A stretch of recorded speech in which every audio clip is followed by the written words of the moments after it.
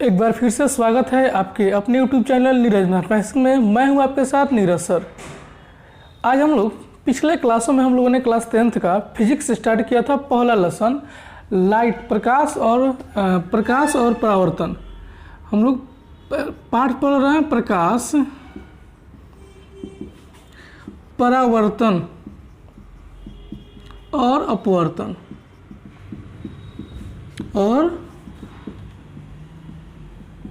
अपवर्तन इस पाठ में हम लोगों ने पढ़ा था कि लाइट किसे कहते हैं, प्रकाश किसे कहते हैं, और इसके प्रॉपर्टीज के बारे में पढ़ा था कि इसका स्पीड विभिन्न मीडियम में इसका स्पीड कितना होता है। आज हम लोग इसमें पढ़ेंगे रे के बारे में कि रे एक कुछ टॉपिक है। रे यानी कि किरण। आज हम लोग जानेंगे रे। तो रे किसे कहते हैं, किरण किसे कहते हैं। तो देखिए, प्रकाश के गमन पथ की दिशा को, यानी कि प्रकाश जिस माध्यम में जाती है, जिस रास्ते पर चलती है, उसी को हम लोग किरण कहते हैं। तो किसे कहेंगे, प्रकाश के गमन पथ के दिशा को क्या कहते हैं, किरण कहते हैं। लिखेंगे प्रकाश के गमन पथ की दिशा को किरण कहते हैं। गमन पथ की दिशा को, गमन पथ की दिशा को क्या कहते हैं, किरण कहते हैं। आगे समझ में, किरण किसे कहते हैं। तो प्रकाश जिस रास्ते पर चलती है, जिस पथ पर चलती है, उसके दिशा को हम लोग क्या कहते हैं, किरण कहते हैं। किरण को हम लोग तीर के निशान के द्वारा सूचित करते हैं। किसके द्वारा, तीर के निशान के द्वारा। अगर प्रकाश मेरी इस साइड जा रही है, तो जिस साइड जाती है उस साइड हम तीर का निशान लगा देंगे, तो पता चलेगा कि प्रकाश किस साइड में जाती है। इतना समझ में आ गया। कोई दिक्कत नहीं होगा।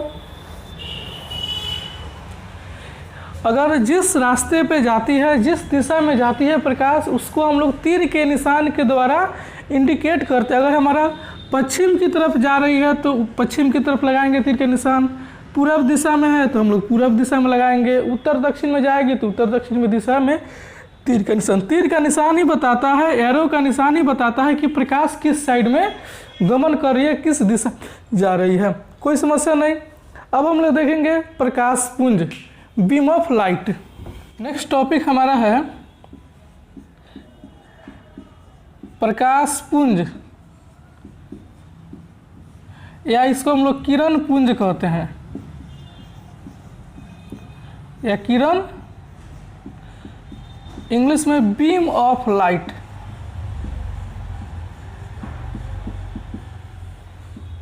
Beam of light. तो अब हम जानेंगे प्रकाश पुंज किसे कहते हैं। देखिए, तो प्रकाश के जो एक प्रकाश, हमारा एक प्रकाश नहीं होता, वह एक समूह में रहता है। हमेशा एक समूह में जो होता है उसी को हम लोग कहते हैं प्रकाश पुंज, यानी कि किरणों के समूह को, प्रकाश के किरणों के समूह को हम लोग क्या कहते हैं, प्रकाश पुंज कहते हैं। आप लोग देखे होंगे टर्च जब हम जलाते हैं तो उसमें से एक किरण निकलती है, उसमें से बहुत सारी किरण निकलती है और वह फैलती जाती है, कुछ दूर पे जाकर फैलती हुई दिखाई देती है। तो उसे हम लोग क्या कहते हैं, प्रकाश पुंज कहते हैं। यानी कि प्रकाश पुंज का अगर हमसे परिभाषा पूछा जाए तो क्या कहेंगे, प्रकाश के किरणों के समूह को क्या कहते हैं, प्रकाश पुंज कहते हैं। यानी कि प्रकाश के किरणों के समूह को, किरणों के समूह को प्रकाश पुंज, बीम ऑफ लाइट, प्रकाश पुंज या किरण पुंज कहते हैं। किरण पुंज कहते हैं। ये आप लोगों को समझ में आ गया। प्रकाश पुंज या किरण पुंज किसे कहते हैं। तो जो भी समूह होता है किरण का, उसी को हम लोग किरण पुंज या प्रकाश पुंज कहते हैं। कोई समस्या नहीं। यह 3 प्रकार की होती है। There are 3 types of beam of light. Beam of light कितने प्रकार की होती है? 3 प्रकार की होती है। लिख सकते हैं हम लोग कि प्रकाश पुंज 3 प्रकार की होती है। There are 3 types of beam of light. प्रकाश पुंज 3 प्रकार की होती है। कितने प्रकार की? 3 प्रकार की होती है। अब कौन कौन होता है? तो पहला होता है समानांतर किरण पुंज। क्या होता है?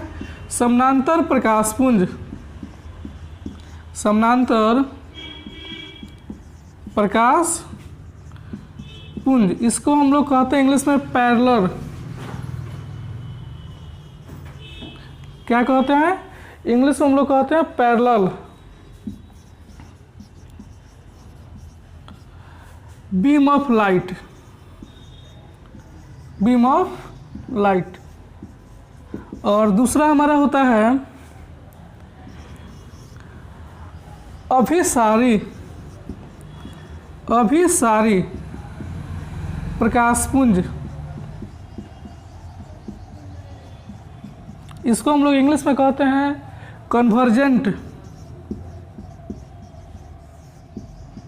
Convergent beam of light. Beam of light. और तीसरा जो होता है हमारा वो होता है अपसारी। अपसारी प्रकाश पुंज या किरण पुंज। अपसारी प्रकाश पुंज, इसको हम लोग कहते हैं डाइवर्जेंट।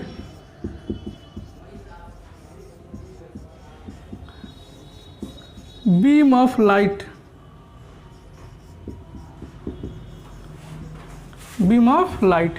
प्रकाश पुंज यही 3 होते हैं। पहला होता है समानांतर किरण पुंज, दूसरा अभिसारी और तीसरा अपसारी। अब हम लोग पढ़ेंगे समानांतर किरण पुंज किसे कहते हैं, उसके बाद पढ़ेंगे अभिसारी और अपसारी। इस तरह करके तीनों को हम लोग पढ़ेंगे। पहला हमारा है,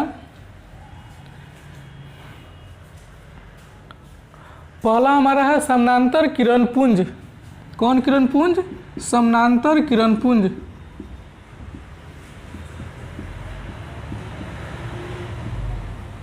या प्रकाश पुंज, इसको हम लोग कहते हैं parallel beam of light. Parallel beam of light.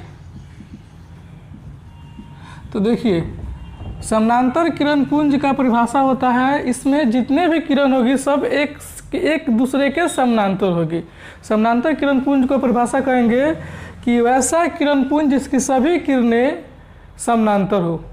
ठीक है, वैसा किरण पुंज या प्रकाश पुंज जिसकी सभी किरणें समानांतर हो, इसका परिभाषा होगा वैसा प्रकाश पुंज या किरण पुंज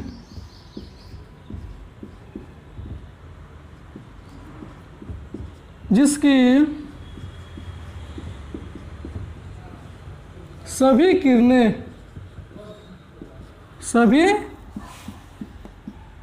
किरणें समानांतर हो, पैरेलल हो। क्या कहलाता है? समानांतर किरण पुंज कहलाता है।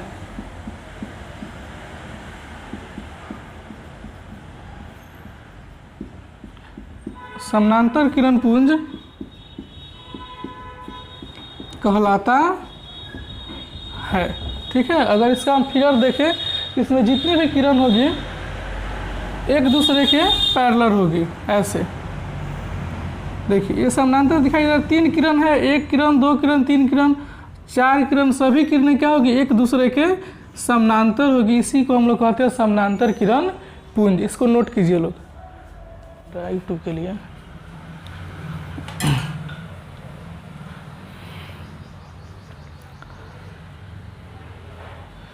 दूसरा हमारा है अभिसारी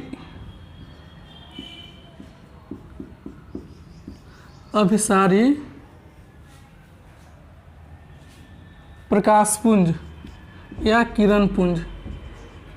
प्रकाश पुंज या किरण पुंज, इसको हम लोग इंग्लिश में क्या करते हैं? Convergent beam of light. Convergent beam of light. ठीक है, देखिए तो अभिसारी, तो अभी का मतलब होता है अभी यानी कि किसी एक जगह पे मिलना, एक जगह पे मिलना, अभी यानी कि अभी मिल रहा है, ठीक है, कन्वर्जेंट हो रहा है। तो इसका परिभाषा अगर हम देखेंगे तो परिभाषा कह रहा है कि वैसा प्रकाशपुंज जिसकी सभी किरणें किसी एक बिंदु पर मिलती हुई प्रतीत होती है। इसका परिभाषा कहेंगे तो परिभाषा कहता है कि वैसा प्रकाशपुंज या किरणपुंज जिसकी सभी किरणें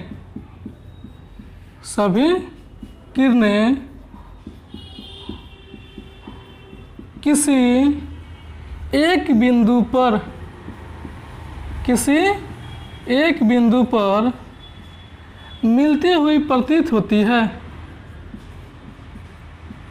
मिलती है या मिलती हुई प्रतीत होती है, मिलती हुई प्रतीत होती है। आगे समझ में, वैसा प्रकाशपुंज जिसकी सभी किरणें किसी एक बिंदु पर मिलती है। देखिए मान लीजिए एक मेरा बिंदु है, तो या तो यह आके इस पे मिल जाएगी, जितनी भी प्रकाशपुंज किरण होगी सब एक ही बिंदु पर मिलेगी। इसका तीर का निशान ऐसे देंगे, एक बिंदु पर मिल रही है, या ऐसे भी इसका अगर हम फिगर ड्रॉ करेंगे तो ऐसा मालूम चलना चाहिए कि यह किसी एक बिंदु पे जाके क्या हो रही है, मिल सकती है, किसी एक बिंदु पे मिल सकती है। तो इससे हम लोग कहते हैं अभिसारी प्रकाशपुंज। अभिसारी प्रकाशपुंज को हम लोग संतृप्त प्रकाशपुंज भी कहते हैं, संतृप्त प्रकाशपुंज भी कहते हैं। याद रखिएगा एग्जाम में पूछता है कि संतृप्त प्रकाशपुंज किसे कहते हैं, तो अभिसारी प्रकाशपुंज को ही संतृप्त प्रकाशपुंज कहते हैं। कोई समस्या है? कोई समस्या नहीं, इसको आप लोग नोट कीजिए। तीसरा हमारा है अपसारी प्रकाशपुंज या किरणपुंज। अपसारी प्रकाशपुंज या किरणपुंज, इसको हम लोग क्या कहते हैं इंग्लिश में, divergent, divergent beam of light, beam of light. तो देखिए डाइवर्जेंट यानी कि डाइवर्ट होगा, विभिन्न दिशाओं में क्या होगा, फैलेगा।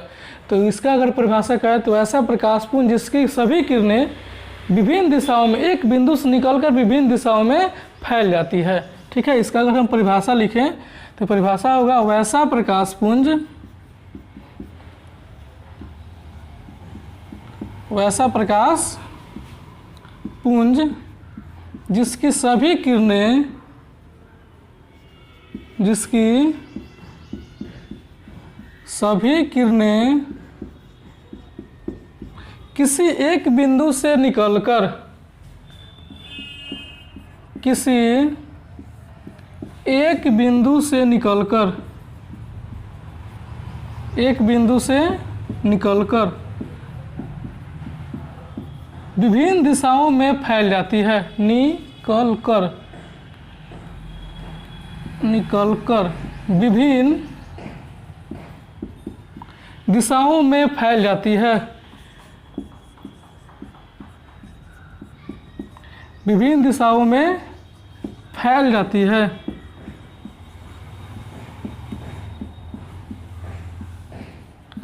फैल जाती है, क्या कहलाएगी, अपसारी प्रकाशपुंज कहलाती है।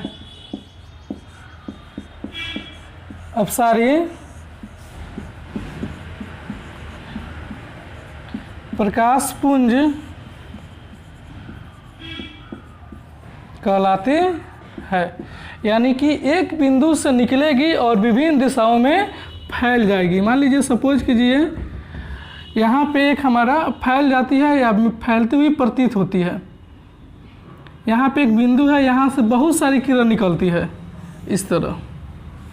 तो यहाँ से तो हम ऐसे तीर के निशान देंगे कि लगेगा कि बाहर क्या हो रहा है, जा रहा है, या ऐसे भी इसका हम फिगर अगर ड्रॉ करें तो ऐसा फीलिंग्स होना चाहिए कि एक ही बिंदु से सभी प्रकाश क्या हो रही है, निकल रही है, तो इसी को हम लोग कहते हैं अपसारी प्रकाश पुंज। इसको एक और नाम से जाने तो अपसारी प्रकाश पुंज को हम लोग अपसंतृप्त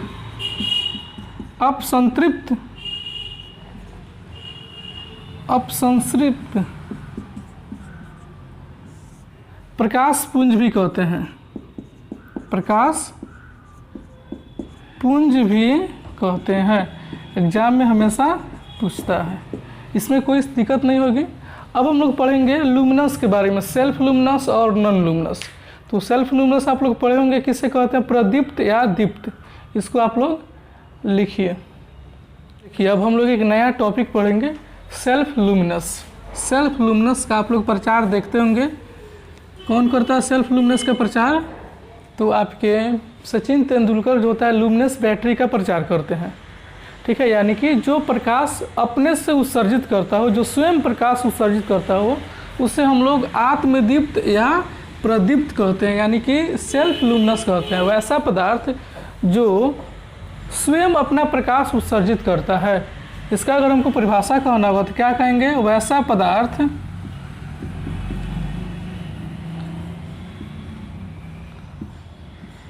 जो स्वयं अपना प्रकाश उत्सर्जित करता है। लुमिनस पदार्थ है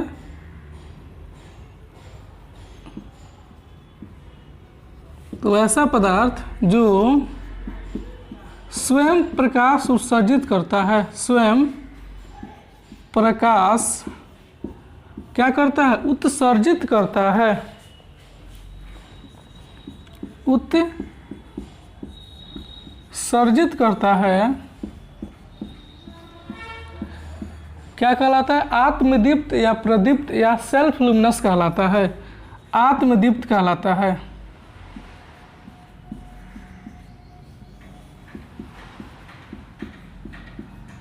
आत्मदीप्त कहलाता है वैसा प्रकाश जो स्वयं अपना प्रकाश, जैसे आप लोग देखिएगा तो सूर्य जो है अपना प्रकाश स्वयं देता है, यानी कि सूर्य हो जाएगा, और सूर्य हो जाएगा।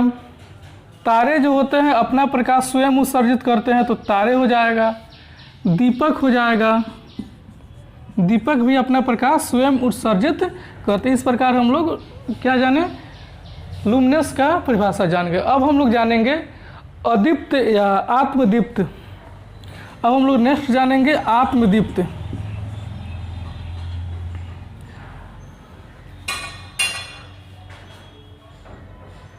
आत्मदीप्त तो हम लोग पढ़ लिए। प्रदीप्त, प्रदीप्त नेक्स्ट है। अब हम लोग नेक्स्ट जानेंगे प्रदीप्त या अदीप्त या अदीप्त। प्रदीप्त या अदीप्त, इसको इंग्लिश में कहेंगे non luminous, non luminous, non luminous. तो यह क्या होगा? वैसा पदार्थ जो अपना प्रकाश स्वयं उत्सर्जित नहीं करता है, वैसा पदार्थ जो प्रकाश उत्सर्जित नहीं करता है लेकिन प्रकाश की उपस्थिति में दिखाई देता है, वैसा पदार्थ जो स्वयं प्रकाश उत्सर्जित नहीं करता है, स्वयं प्रकाश उत्सर्जित नहीं करता है,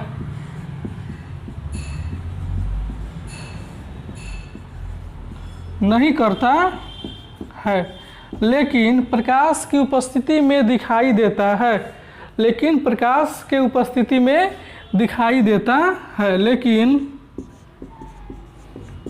प्रकाश की उपस्थिति में दिखाई देता है, प्रकाश की उपस्थिति में दिखाई देता है, दिखाई देता है। क्या कहलाता है? प्रदीप्त या अदीप्त कहलाता है, ठीक है। जैसे कुर्सी, टेबल, टेबल देखिए या कुर्सी अपना प्रकाश नहीं देता है लेकिन जब उस पर प्रकाश पड़ता है तो वह दिखाई देना शुरू हो जाता है। टेबल, पत्थर ये सब क्या है, अदीप्त है या प्रदीप्त है। एक सूर्य नहीं सॉरी, एक चंद्रमा भी होता है जिसका प्रकाश अपना नहीं होता है। चंद्रमा अपना प्रकाश नहीं होता है, यह प्रकाश को ऑब्जर्व करता है और वहाँ से रिफ्लेक्स होता है प्रकाश। तो यह लगता है, हमको मालूम पड़ता है कि प्रकाश से प्रकाश चंद्रमा से प्रकाश निकलती है, लेकिन प्रकाश दीप्त नहीं है। यह स्वयं प्रकाश उत्सर्जित न करके दूसरे किसी के प्रकाश को रिफ्लेक्स करता है, रिटर्न करता है। इसलिए चंद्रमा भी क्या हो जाएगा, अदीप्त में ही, अदीप्त या प्रदीप्त में ही आ जाएगा। ठीक है, अब हम लोग ऑप्टिकल मीडियम के बारे में पढ़ेंगे, प्रकाशीय माध्यम के बारे में पढ़ेंगे। प्रकाशीय माध्यम क्या है। अब हम लोग का नेक्स्ट टॉपिक है प्रकाशीय माध्यम, ऑप्टिकल मीडियम। प्रकाशीय माध्यम जो होता है तो यह किसे कहते हैं, तो कहता है कि वह क्षेत्र जिससे होकर प्रकाश वस्तु से निकलकर आँखों तक पहुँचती है, प्रकाशीय माध्यम कहलाता है। किसे कहते हैं, वह क्षेत्र जिससे होकर, अगर इसका परिभाषा कहेंगे तो लिखेंगे वह क्षेत्र जिससे होकर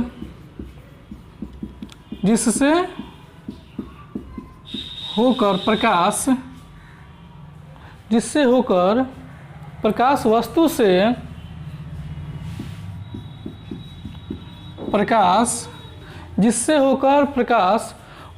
से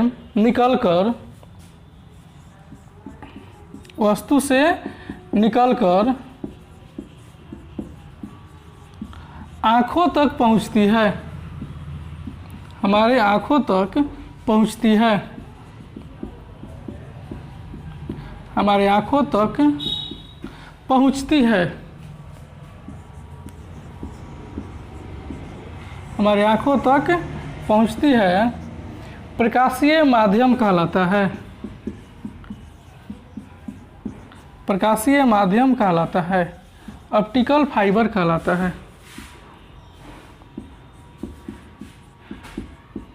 अब देखिए, यानी कि यह एक माध्यम है, एक मीडियम है जिससे होकर कोई भी लाइट जो होता है वस्तु पर जाता है, किसी ऑब्जेक्ट्स पे जाता है और वहाँ से रिफ्लेक्ट होकर हमारे आँख तक पहुँचता है, उसी को हम लोग कहते हैं प्रकाशीय माध्यम। यह दो प्रकार के होता है। एग्जाम में, इस साल के एग्जाम में काफ़ी VVIA एग्जाम में पूछा हुआ था कि प्रकाशीय माध्यम कितने प्रकार के होते हैं।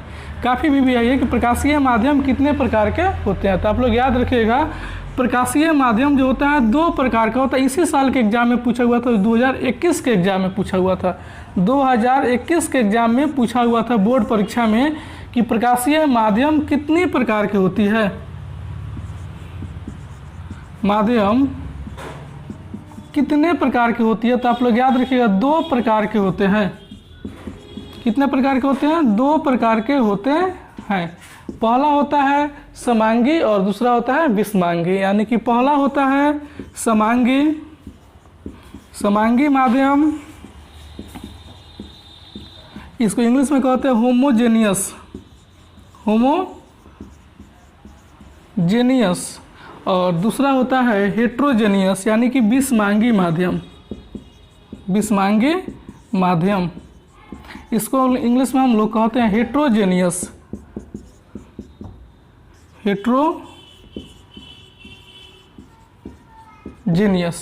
होमोजेनियस और हेट्रोजेनियस, जो काफ़ी इम्पोर्टेंट है।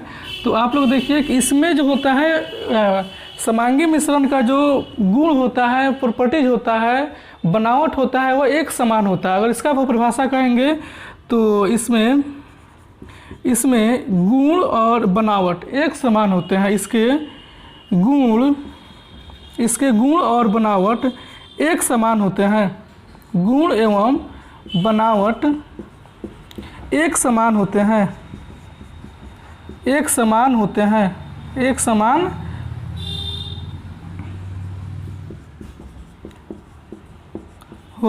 हैं। जैसे पानी और कांच, जैसे पानी और कांच का हम एग्जांपल देखें। पानी और कांच दिखाई दे रहा है जी, पानी और कांच, ठीक है। और इसका जब एग्जांपल होता है तो इसके गुण और बनावट अलग अलग होते हैं। इसके विषमांगी माध्यम में होता है इसके गुण एवं बनावट अलग अलग होते हैं, यानी कि असमान होते हैं, असमान होते हैं। ठीक है, असमान होते हैं। तो इसमें क्या हो जाएगा, हवा का मिश्रण।